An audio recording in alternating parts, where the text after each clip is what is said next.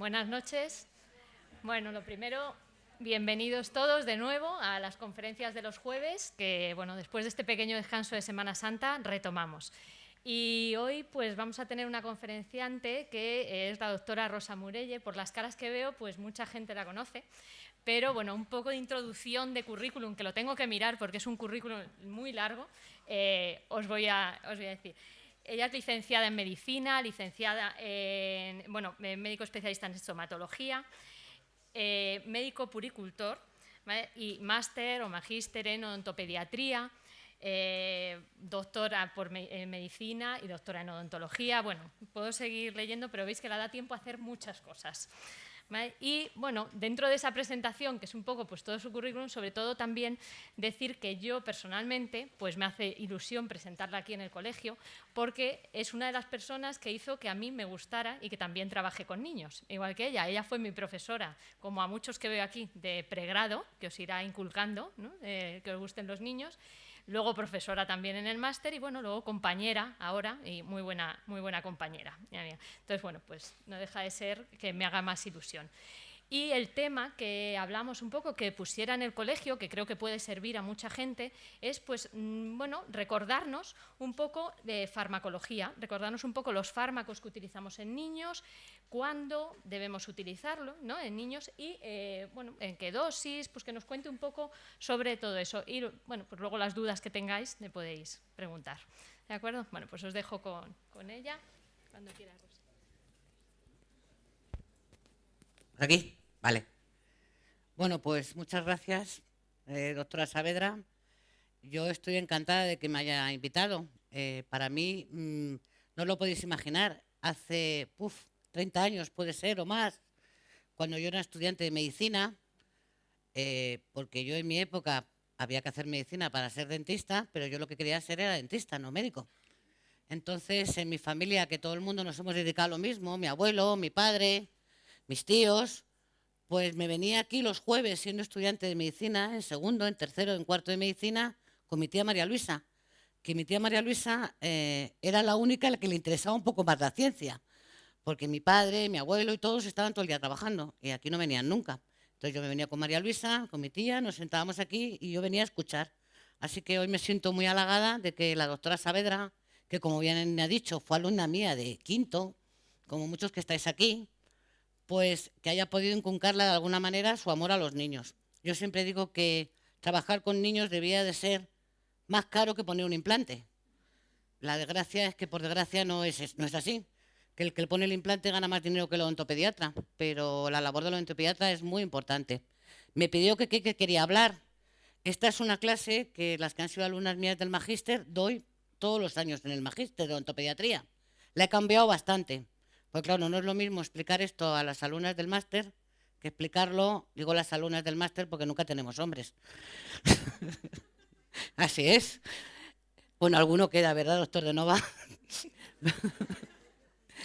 Pero la ha cambiado bastante. No quiero que cojáis apuntes porque he dado permiso, ya que me he revisado todos los fármacos y todas las dosis, que yo tampoco me las sé, ¿eh? Os aseguro que yo muchas veces no me las sé ni cuánto hay que dar. Entonces sí que me lo he revisado mucho y lo van a colgar en la página del colegio para que todo el mundo que quiera lo mire, lo copie sin problemas. Entonces, bueno, pues al principio a lo mejor os va a costar un poquito porque es una clase muy aburrida, por decirlo de alguna manera, porque la farmacología la ve en todo el mundo cuando está en primero o en segundo de carrera, pero lo cierto es que cuando llegamos a quinto casi nadie sabe cómo recetar. O llegamos al máster y tampoco nadie sabe qué recetar, ni cómo hacer una receta. Entonces, bueno, pues vamos a ver si os puedo poner un poquito en línea.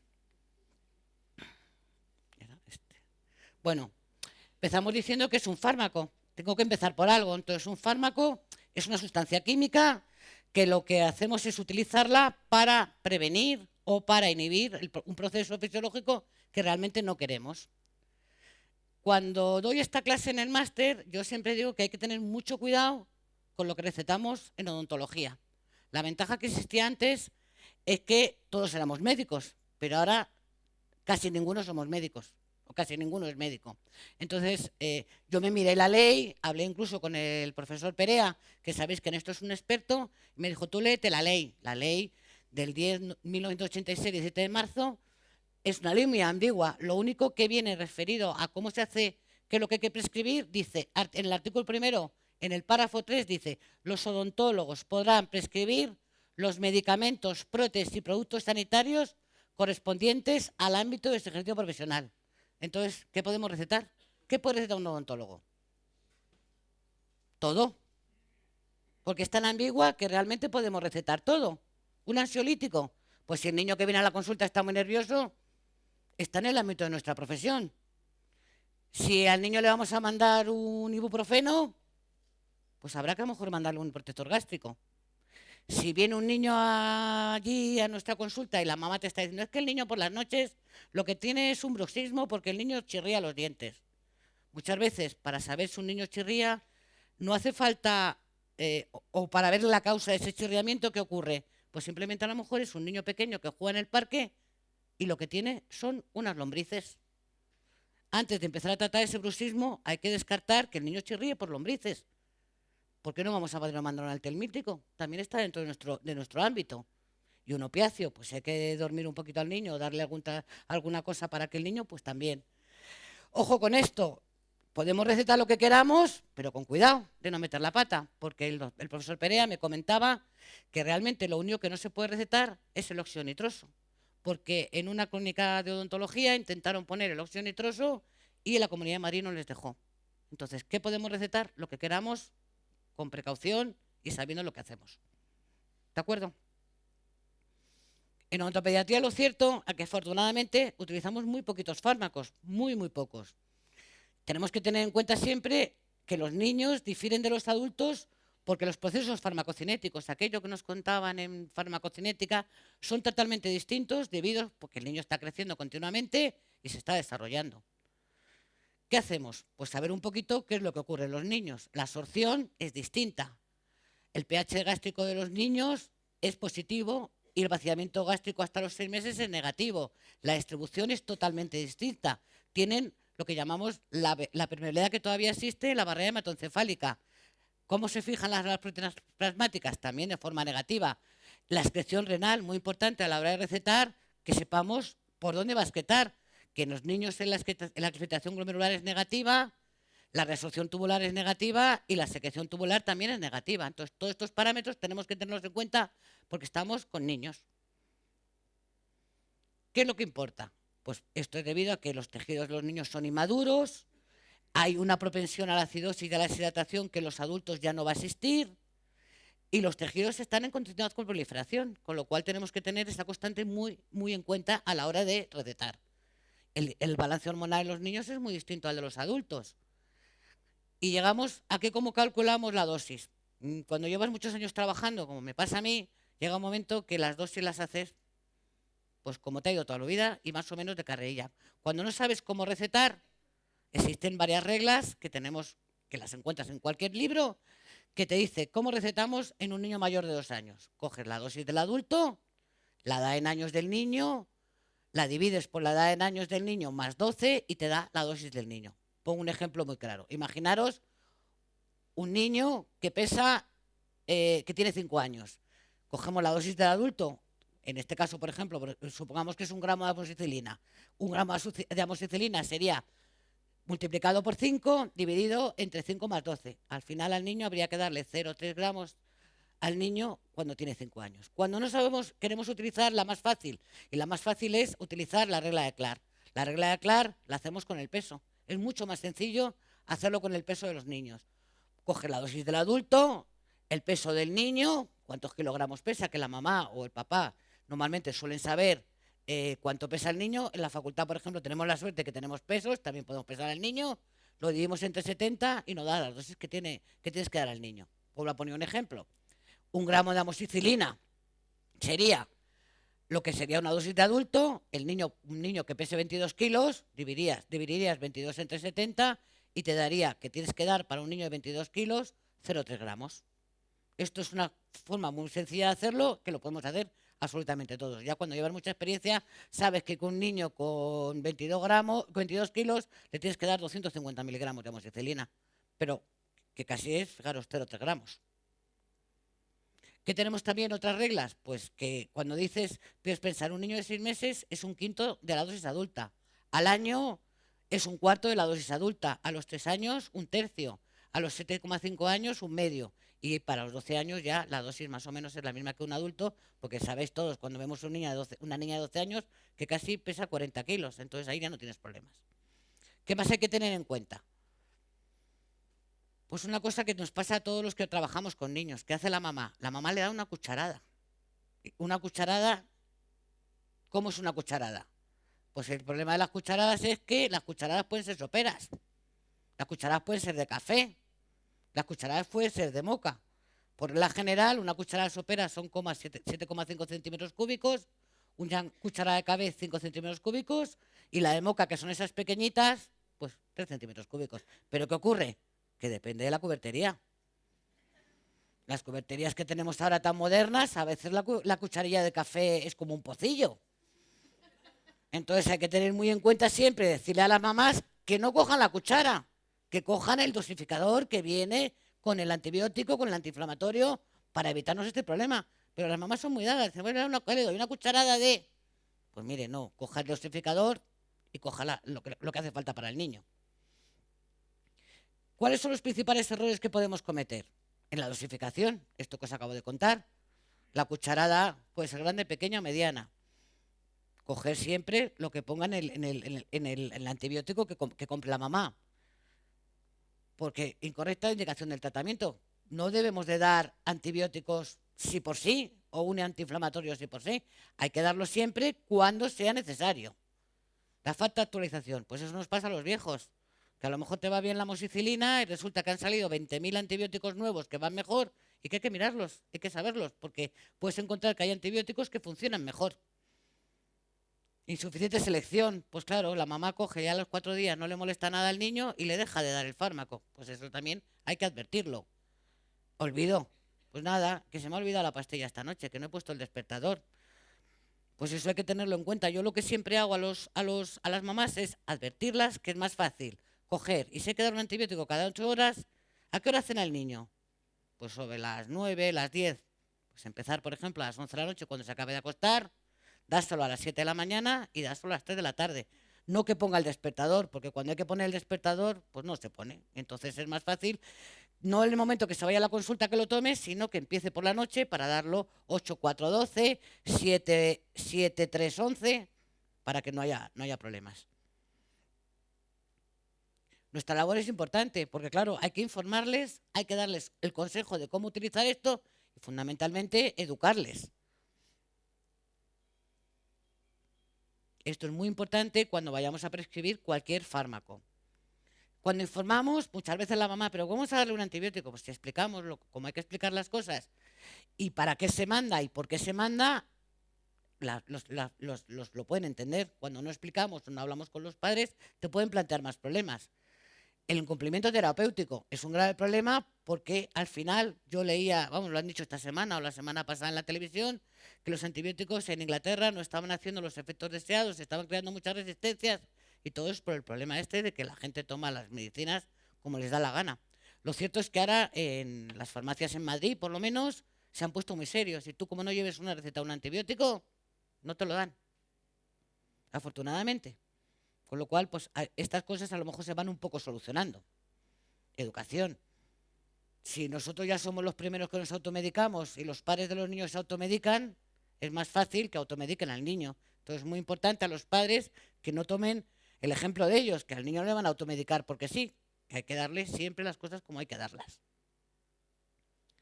¿Qué fármaco recetamos? Pues lo normal que recetamos todos los odontopediatras son antibióticos, analgésicos, antiinflamatorios y alguna vez, un antifúngico.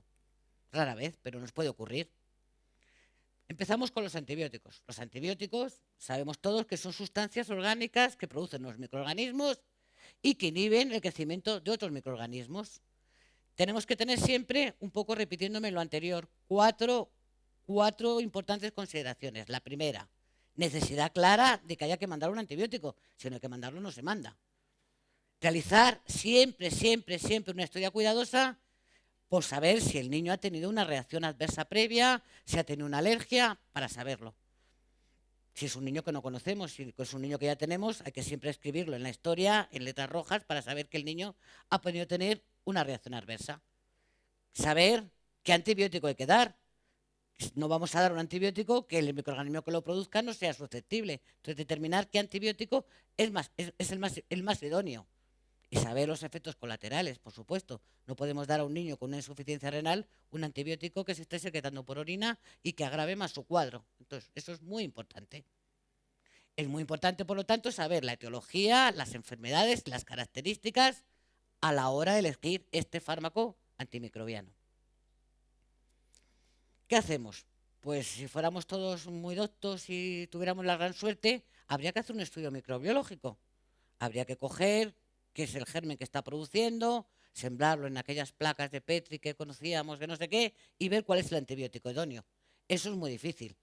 Como no es posible normalmente, valoramos la etiología probable, analizamos la sensibilidad y consideramos la probabilidad de que pueda desarrollar resistencias. Esto siempre hay que tenerlo en cuenta. ¿Qué tenemos importante en los niños?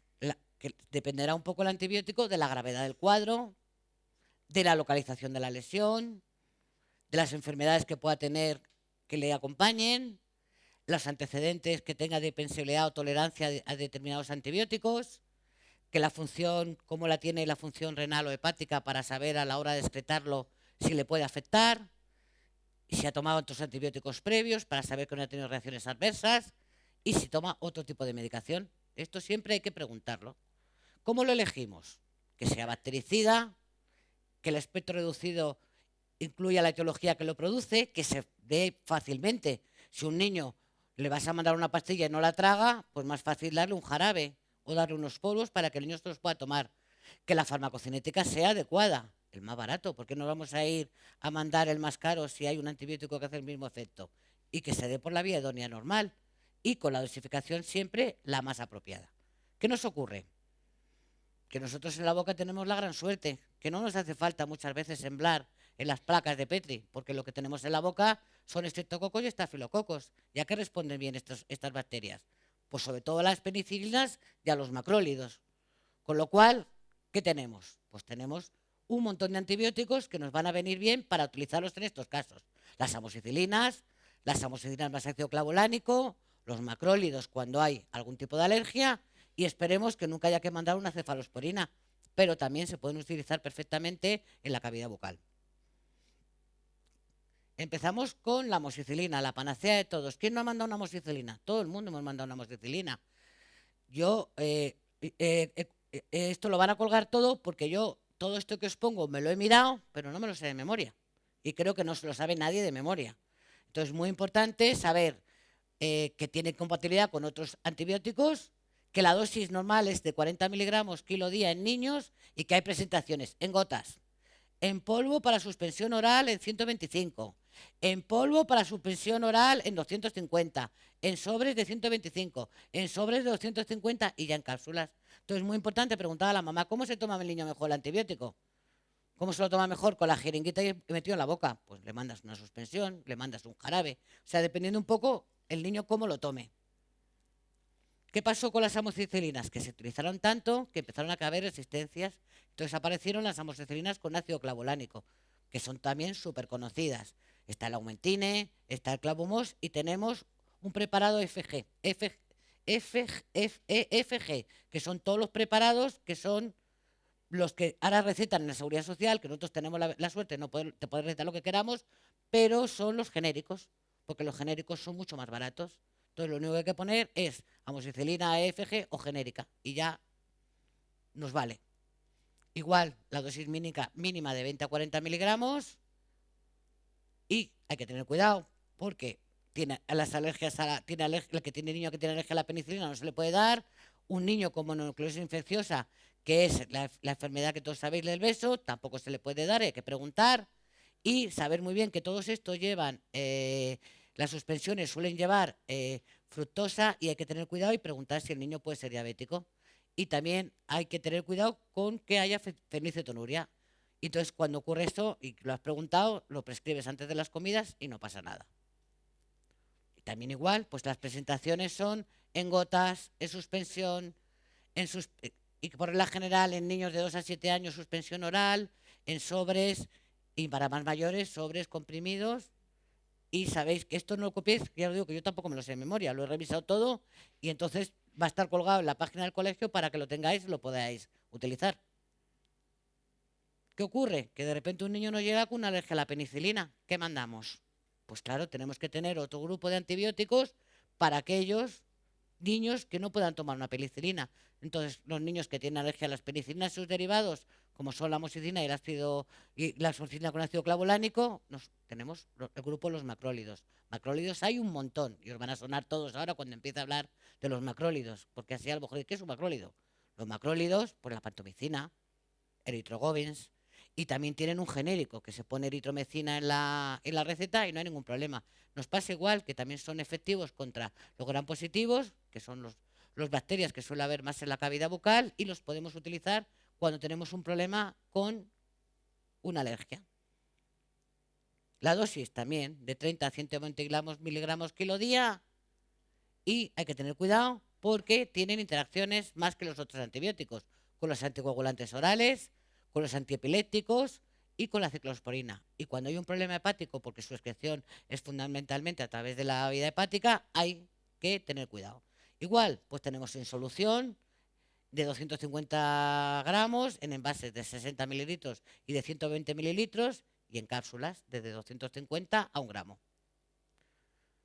Más macrólidos. Este en niños prácticamente no se utiliza. Lo que pasa es que al hablar de los macrólidos no podía dejar de hablar de la aspiramicina. La aspiramicina, que es el dicorbin, el rodogil y el robamicine, todo el mundo lo conocéis porque todo el mundo alguna vez lo ha recetado. En niños la verdad es que se utiliza muy, muy poquito. Las dosis, 1.500.000 unidades repartidas en 3 tomas, que esto cuando se lo mandas a alguien siempre se asusta, porque hay que tomar 2 cápsulas cada 8 horas. Oiga, ¿cómo 2 cápsulas? Sí, 2. Cuidado con esto, porque todos llevan lactosa como excipiente y entonces hay que tener cuidado con los niños que tienen una intolerancia a algún problema de estos. Y además presenta una reacción cruzada con la eritromicina. Seguimos con los macrólidos que van a ir sonando todos. La citromicina, el citromás, el vinzán, el tosacetol. Las dosis estas son más pequeñas, son 10 miligramos kilo día, y también tenemos todo tipo de presentaciones, suspensión, cápsulas, sobres, comprimidos. Seguimos, que hay muchos más. La claritromicina, el Clacid, el Bremón, el Cofrón. Estos son todos, que a lo mejor nos hemos quedado con la amoxicilina y resulta que todos estos antibióticos han salido posteriormente y son tan efectivos como los anteriores. Dosis igual, 15 miligramos kilo día, y lo tenemos en todo tipo de suspensión, en sobres y en comprimidos. Clindamicina, también conocidísimo, todo el mundo sabe que es el Dalacin. Esta lo que ocurre es que es un antibiótico que ahora se utiliza más. ¿Por qué? Porque las mamás son más cómodas y deme algo que me dure menos días. Estos son de los que se utilizan 3 días, una sola vez al día, y son mucho más cómodos para no olvidarse y cometer errores de dosificación, porque con 3 días vale y una vez al día. Pero claro, si nos quedamos con la amoxicilina, que es lo que decía al principio, no ocurre que si no vamos viendo los nuevos fármacos que van saliendo, pues podemos caer en el error de que hay que seguir mandando cosas que sean más nuevas. Y ya las últimas, las cefalosporinas. Las cefalosporinas, la verdad, es que poquitas veces se utilizan, pero son muy útiles cuando hay infecciones muy, muy graves. Entonces, igual hay dosis de 25 a 100 miligramos día, y las presentaciones tenemos igual, en sobres, en cápsulas. Lo que no hay es en suspensión. Otra más, que es de segunda generación, la cefurosima, que lo que hace el nombre comercial que os sonará es el Cinat, el Nivador, igual, 30 miligramos kilo día, y esta sí la tenemos en suspensión, en sobres y en cápsulas. La última generación de cefalosporinas que encontramos son el Duracef, que es el nombre comercial, y la dosis sería de 50 miligramos kilo día, en suspensión, en sobres y en cápsulas. El problema de las cefalosporinas es que duele mucho el ponerlas, entonces se deben dar siempre en niños, no se deben poner inyectables, porque son unas inyecciones que molestan mucho, entonces es mejor siempre darlas en suspensiones, sobres o en cápsulas. Pues ahí he hecho un repaso general a todos los antibióticos. Ya os digo que yo las dosis tampoco me las sé. Entonces, las voy a colgar para que las tengáis y que no haya problemas. Pues vamos al otro grupo que utilizamos, que son los analgésicos. ¿Qué es un analgésico? Pues realmente un analgésico es una droga que disminuye la percepción de dolor y que no produce inconsciencia. Su uso prudente es fundamental y lo utilizamos pues muchas veces. ¿Qué hay que hacer? Determinar la intensidad del dolor en función del grado del desarrollo del niño. Esto es muy complicado, porque ¿cómo sabemos si a un niño le duele? ¿Lo sabéis? Los niños es muy complicado que nos lo digan. Entonces, ¿qué hacemos? Pues hay alguna serie de cosas, como por ejemplo, en niños de 6, 7 años ya es más fácil. Con una escala analógico-visual, el niño te puede decir más o menos dónde le está molestando o dónde le duele. O contándolo él mismo, porque ya son niños más mayores. Pero si vamos a niños más pequeños, o una escala numérica, ¿de cuánto te duele? Del 1 al 10. El problema es cuando los niños tienen 3 años. ¿Qué hacemos? Pues hay una serie de fotogramas que se llaman los fotogramas de Hutcher, que es una escala de caras en la que al niño le haces un poco señalar dónde le puede molestar. Y si vamos hacia más abajo, ¿qué hacemos con niños menores de 3 años? Pues es muy difícil. Hay que valorar de realmente si le duele y valorar fisiológicamente cómo es el dolor. Y existen unas escalas que se llaman las escalas Delland, que son figuras de frente y de espalda que le pones al niño y el niño de alguna manera te puede decir dónde localiza el dolor. Pero realmente con niños tan pequeños o te buscas algún tipo de cosa que te indique cómo es el dolor o es muy, muy complicado saber si al niño le duele o no le duele. ¿Qué grupo de analgésicos tenemos? Pues tenemos dos grupos de analgésicos. Los antipiréticos, que son no narcóticos, y los analgésicos narcóticos, que son alcaloides del opio, que realmente se utilizan poquísimo. Solo en una situación, que ahora luego la voy a contar. Los no narcóticos, ¿qué ocurren? Son útiles para el dolor con una intensidad leve o moderada. Tienen un efecto analgésico, pero además tienen un efecto antipirético por su acción en el sistema nervioso central. Es decir, que regula todos los mecanismos periféricos que estén relacionados con la producción y la pérdida del calor corporal, con lo cual no se utilizan solo como analgésicos, sino que también se utilizan como antipiréticos. Y no alteran la conciencia, fundamental. El más conocido y que menos se utiliza ahora, el ácido acetilsalicílico. La aspirina es un antipirético y además es un antiinflamatorio. ¿Por qué hemos dejado de utilizarlos? Por un problema añadido, que es el síndrome de Reye. Muchas veces se daba, que es un problema vírico, al darles a los niños una aspirina, aparecía el síndrome de Reye. Por eso se han ido utilizando las aspirinas. Aspirinas hay de todos los tipos, aspirina infantil, ácido acetilsalicílico, y tienes también el genérico. Y también las dosis es lo mismo, 65 miligramos por kilo peso día en 4 o 6 dosis. Ojo con los niños que tengan algún problema de coagulación, esos niños no se pueden utilizar. Seguimos, el paracetamol.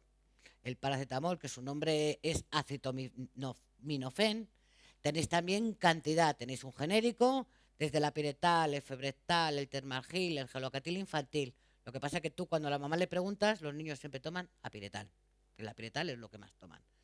Las dosis también es máximo 20 miligramos kilo cada 4 o 6 horas y también os he buscado todas las equivalencias. O sea, si os digo que no lo copiéis porque lo he mirado, yo no me lo sé de memoria, pero para que sepamos, de 4 a 11 meses, 80 miligramos cada 4 o 6 horas. Al año, 100 miligramos cada 4 o 6 horas. 2-3 años, 160 miligramos cada 4 o 6 horas. Y así sucesivamente. ¿Y cómo lo tenemos? En 20.000 presentaciones. Ojo también con los problemas hepáticos, con estos. Tenemos el apiretal, que lo hay en gotas y en solución. El ferbectal, que lo hay en gotas para lactantes, en supositorios de lactantes y en supositorios para niños un poco más mayores. El termagil lo tenemos en solución y en comprimidos. El gelocatil infantil en gotas y en solución. Como veis, para que los niños tengan todo tipo de facilidad a la hora de dárselo. Otro muy conocido, el budirol, que es una propifenazona. Las dosis también de 10 a 15 miligramos. Este se utiliza menos y también lo tenemos en supositorios infantil y en comprimidos. El nolotil en niños, que es el metamizol, la verdad es que se utiliza muy poquito, pero también es un analgésico que se puede utilizar porque lo tenemos en supositorio infantil. Y lo tenemos en cápsulas que habría que partirlas o darle la mitad de la dosis porque no hay presentaciones infantiles más que en supositorios. Vamos a los narcóticos. Los narcóticos prácticamente solo se utilizan en alguna situación muy especial. Actúan por mecanismos centrales y lo que hacen es que inhiben la síntesis de las prostaglandinas. Producen dependencia psíquica, física y tolerancia, por lo cual siempre hay que tener mucho cuidado a la hora de recetarlos. Y se emplea con un dolor moderado. Es astringente, cosa que como cala a los padres, es decir, que el niño puede tener problemas a la hora de ir al cuarto de baño, y que a dosis elevadas hay que tener mucho cuidado porque produce depresión respiratoria y sedación. Este es un opiáceo que es el que os digo que a veces podemos utilizar, pero que se utiliza sobre todo porque tiene propiedades antitusígenas y se utiliza mucho, aunque es el más moderado, para problemas cuando los niños tienen tos. El más conocido, el Codeisan, que lo habréis tomado cantidad de gente aquí. ¿Y ya qué nos queda? Pues los antiinflamatorios. Los antiinflamatorios que utilizamos generalmente son lo que llamamos AINE, que son antiinflamatorios que son no esteroideos. Su acción es inhibir las prostaglandinas. Las prostaglandinas lo que hacen es producir en los tejidos involucrados con el dolor y en la fiebre y en la inflamación, con lo cual nos viene muy bien para el dolor periférico, para la fiebre cuando hay cuando hay inflamación. Son unos derivados acídicos. Y el más conocido, el ibuprofeno. ¿Quién no ha tomado un ibuprofeno en su vida? Todo el mundo ha tomado un ibuprofeno. El nombre comercial, pues como todo el mundo sabemos, el Dalsy, el Ibuprost y el Junifen. Aunque con el Dalsy pasa como con el Apiretal. Todo el mundo sabe lo que es el Apiretal y lo que es el Dalsy. Las dosis, 20 miligramos kilo día en 3 o 4 tomas. Y también lo mismo, lo encontramos en suspensión, en sobres, y os he puesto un poco en niños de 25 a 40 kilogramos, un sobre por toma, niños de 40 kilogramos, 2 sobres por toma, y también os he buscado las del ibuprofos, que son sobres de 100 miligramos para menores de 7 años, entre 15 y 25 kilogramos. El Junifen es el único ibuprofeno que está libre de azúcar. Lo digo porque esto nos interesa a todos los odontólogos, que es el que más deberíamos de recetar, aunque los pediatras no lo recetan. Lo que recetan los pediatras es Dalsy. O sea que deberíamos hacer una campaña con los pediatras, o a lo mejor nos interesa que receten Dalsy, por lo de las caries. Nunca se sabe. Otro que no se utiliza tanto en niños, el diclofenato, el Voltaren, el Dolotren, también tiene un genérico y la dosis sería de 5 a 3 miligramos por día, y la presentación supositorio infantil en 10 miligramos mayores de un año o en comprimidos. Otro más, el ketorolaco, el Toradol, el Troal, también tiene un genérico y las dosis también de 5 a 0,9 miligramos kilo 6-8, cada 6-8 horas, y se presenta en comprimidos de 10 miligramos. Y ya por último, los antifúngicos. Podemos encontrarnos que el niño que tenemos allí tenga una micosis. Sabéis que puede ser oral, cutánea, subcutánea o bien una micosis sistémica. Y entonces esto también debemos de tener un poquito de conocimiento del cual podemos dar. La nistatina, que todo el mundo conoce, el micostatín, tiene reacciones adversas como náuseas, vómitos y diarrea, con lo cual muchas veces las mamás se quejan cuando las han mandado. Las dosis, pues en lactantes y en niños, de 250 a 500.000 unidades cada 6 horas en niños después de las comidas, 14 días seguidos y hasta 2 días después de la curación. Eso tenéis que decírselo siempre a los padres, que hay que decir tomarlo 2 días más, en solución y en grajeas. Otro, el Fungarés, que es el ketoconazol, que también es muy conocido. Este lo hay en gel y se utiliza más para las micosis que tenemos en la boca. El miconazol, que es el Fungisdin y el Dactarin, que son 50 miligramos cada 6 horas, y lo mismo, hay que ponerlo en contacto con las lesiones y tragar. Tratamiento de 7 a 15 días y 2 días más cuando ha desaparecido ya el problema que tenía. No se puede dar en niños con porfiria, y además hay que tener en cuenta que potencia los efectos de los anticoagulantes orales. Presentaciones, pues tenemos de nombres comerciales Fugisdin oral, Dactarin, y lo tenemos en gel al 2%. Ansiolíticos, la verdad es que se utilizan poco, pero alguna vez podemos utilizar un ansiolítico, que son útiles ¿para qué? Para un niño cuando tenemos problemas con él o que son muy pequeños. Yo la verdad es que no los utilizo nunca. Realmente los ontopediatras yo creo que es que no nos hace falta a ningún niño mandarle ninguna cosa de estas para que se porte como Dios manda. El diazepam es sedante, se da por vía oral cada 6-8 horas y es muy importante tener cuidado en las hepatopatías y en las nefropatías. Y por último, saber que esto tienes en diazepam y el Valium. Y ya el último que os dejo de aburrir con todo esto, a veces podemos tener un niño con un problema vírico, entonces hay que mandar un antivírico. El más conocido, el Zoviras. De 0 a 2 años, 2,5 mililitros cada 6 horas, de 2 a 6 años, 5 mililitros cada 6 horas, y en mayores de 6 años, 10 mililitros cada 6 horas. Y que sepáis que lo hay en una presentación de suspensión. Bueno, y con todo esto haber dicho, vaya rollo que nos ha contado la doctora Mourelle. Porque la doctora Saavedra me decía, tú insiste en que lo que la gente te va a preguntar va a ser no tanto de esto. Entonces, ahora lo que me vais a preguntar todos, no me lo preguntéis. ¿Cómo calculamos de verdad las dosis pediátricas? Porque después de este rollo que os voy a colgar en la página del colegio, que si los mililitros, que no sé qué, que no sé cuántos, ¿sabéis lo que hay que recetar? No. Entonces, ahora os voy a poner un ejemplo muy claro y muy conciso de cómo calculamos a la hora de la verdad las dosis. Ya muchas veces es a ojímetro, pues llevas tantos años recetando que con que veas al niño un poquito lo que pesa, más o menos lo calculas. Pero, ¿cómo hacemos? Imaginaros, voy a poner un ejemplo claro. La amoxicilina, que es lo que todo el mundo vamos a recetar alguna vez en nuestra vida. Sabemos, lo digo para cuando no es sobres, pues sobres es muy sencillo, hay 250 miligramos de sobres. Pero imaginaros, polvo para preparar en suspensión oral, que es un niño muy pequeño. Entonces tenemos una suspensión que viene en su frasquito y en su cajita. Son 250 miligramos de amoxicilina en 5 mililitros. Ojo, 250 miligramos es igual a 5 mililitros. Porque luego nos encontramos que tenemos las jeringas y las jeringas es lo que tenemos que utilizar. La dosis que habíamos puesto media, si os acordáis la diapositiva del principio, son 40 miligramos kilodía. Por ejemplo, tenemos un niño de 12 kilos.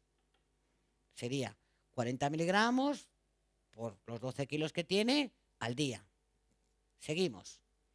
Entonces, ¿qué multiplicamos? 40 por 12, que son 480 miligramos al día. En 3 tomas, porque nosotros no vamos a mandar el antibiótico, hemos dicho que lo mandábamos siempre en 3 tomas. ¿Cómo lo mandas? En 3 tomas, dividimos 480 gramos entre 3, que serían 160 miligramos por toma. Y ahora decimos, ¿y esto? Pues estamos un poco igual. Pues aquí aplicamos una regla de 3. Si 250 miligramos son 5 mililitros, que es lo que hemos puesto al principio, acordaros, 250 miligramos son 5 mililitros, cuando son 160 miligramos, que es lo que nos ha salido de los 12 kilos de peso de un niño, pues X. 3,2 mililitros por toma. Y ojo, ahora llegamos con que resulta que lo que viene en la caja viene en centímetros cúbicos, no en mililitros. ¿Y un mililitro a qué es igual? Ay, perdón, mira, me han dicho, he dado donde no tenía que dar. 1 mililitro es 1 centímetro cúbico. Importantísimo, acordaros. 1 mililitro es 1 centímetro cúbico. Con lo cual, con esta tabla os he quitado todo el rollo anterior. Y creo que he resuelto el problema de cómo y qué recetamos a los niños. Y ahora viene la siguiente pregunta que no voy a dejar que me hagáis. ¿Cuándo mando un antibiótico? ¿Quién me iba a preguntar eso? ¿Alguien me lo iba a preguntar? Pues vamos a ver si podemos salir de dudas y entre todos lo solucionamos. ¿En qué situación mandamos un antibiótico? ¿Mandamos un antibiótico a todo el mundo porque sí? Ya hemos dicho que la elección del antibiótico debe ser una cosa lógica. A ver, en la primera, me preguntaríais, ¿aquí yo mandaría un antibiótico? Yo aquí a lo mejor sí mandaría un antibiótico. ¿Por qué no con este traumatismo que ha tenido el niño no voy a mandar un antibiótico? Yo creo que sí mandaría un antibiótico. Lo que ocurre es que luego los antibióticos se mandan dependiendo un poquito de cada uno y de los años que lleves trabajando y la experiencia. Yo mando muy poquito antibiótico, pero hay gente que empieza a mandar antibiótico y luego pensamos, y pobre niño, ¿cómo tendrá el estómago? ¿Aquí qué hacemos con esa fístula? Pues también probablemente mandaría un antibiótico. Aquí seguro. Aquí. No. Yo aquí no mandaría un antibiótico. ¿Por qué vas a mandar un antibiótico? No hay ningún foco, no hay nada. Aquí. Pues probablemente, dependiendo un poco de las molestias, probablemente tampoco. Aquí. Y aquí por precaución, ¿por qué vamos a mandar un antibiótico por precaución? Entonces, cuando mandamos un antibiótico depende de la experiencia. De que muchas veces la situación te obliga a mandar un antibiótico aunque no quieras, porque tienes la típica mamá pesada, que no hay Dios que la aguante y que como se vaya de la consulta sin que le hayas mandado un antibiótico, parece que no le mandas nada. Es igual que cuando le mandas que se enjuague después de una estación a cualquier niño, una estación con un diente, dice que se enjuague con agua de sal. Uy, pero no le va a mandar nada, no, agua de sal.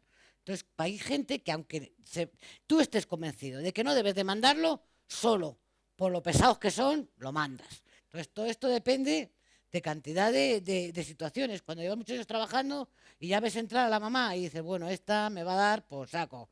Pues dice, mira, pues, y no le va a mandar un antibiótico, dice, mira, para que no venga mañana y me diga, es que ya se lo dije, ¿cómo no le ha mandado un antibiótico?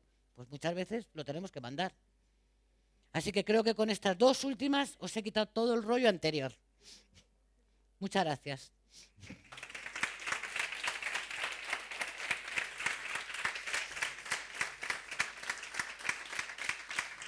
De todas formas, alguna pregunta que me queráis hacer, la contesto, aunque haya quitado todo de un plumazo. Me han pedido ser breve, son y 47, con lo cual así no he sido muy pesada. Sí. Buenas noches.